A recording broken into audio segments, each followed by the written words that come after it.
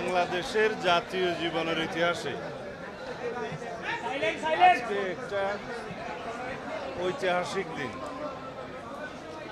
এই দিনের জন্য সমগ্র জাতি 16-17 বছর রক্তক্ষয়ী সংগ্রাম করেছে, আন্দোলন করেছে। ফ্যাসিবাদ বিরোধী গণতান্ত্রিক আন্দোলনে শত সহস্র শহীদ হয়েছে, রক্ত দিয়েছে আমাদের সন্তানরা, গুম হয়েছে, খুন হয়েছে, নির্যাতন নিপীড়নের শিকার হয়েছে, অন্ধত্ব বরণ করেছে, পঙ্গুত্ব বরণ করেছে। এই রক্তের সাগর পাড়ি দিয়ে আজকে আমরা এখানে উপনীত হয়েছি। আজকের এই দিনটি জাতীয় জীবনের ইতিহাসে অত্যন্ত গুরুত্বপূর্ণ দিন, ঐতিহাসিক দিন। আমরা আজকে জাতীয় সংসদের সদস্য হিসেবে শপথ গ্রহণ করেছি এবং আমাদের সংসদীয় দলের বৈঠকে আমাদের দলের সংসদীয় দলের এবং আমাদের দলের নেতা নির্বাচন করেছি। পার্লামেন্টারি পার্টি মিটিংয়ে যেটা লিডার অফ দি হাউস আমরা নির্বাচন করেছি আমাদের নেতা জনাব তারেক রহমানকে। তিনি প্রধানমন্ত্রী হিসেবে শপথ নেবেন ইনশাআল্লাহ আজকে বিকেলে 4টার সময় মন্ত্রিসভা শপথ নেবে। এর মধ্য দিয়ে আমরা অঙ্গীকার আবদ্ধ হয়েছি, প্রতিশ্রুত হয়েছি, আমাদের দায়িত্ব অনেক বেড়ে গিয়েছে।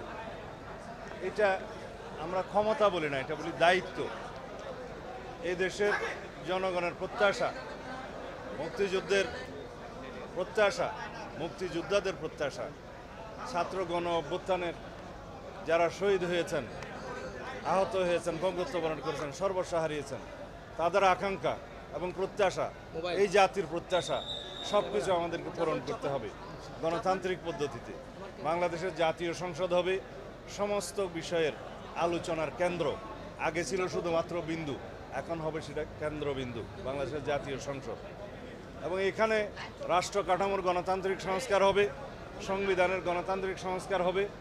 আমাদের যে জাতির প্রত্যাশা, সেই প্রত্যাশা অনুযায়ী তরুণ প্রজন্মের আকাঙ্ক্ষা এবং প্রত্যাশা অনুযায়ী মেধাভিত্তিক, প্রযুক্তি নির্ভর, জ্ঞান নির্ভর জাতি গঠন করতে হবে।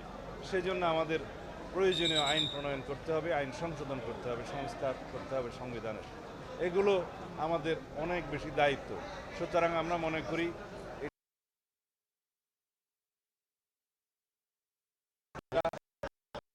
সেজন্য আমরা সহযোগিতা চাইব সকলের। এই জাতির ঐক্যটাকে ধরে রেখে এই ঐক্যকে করে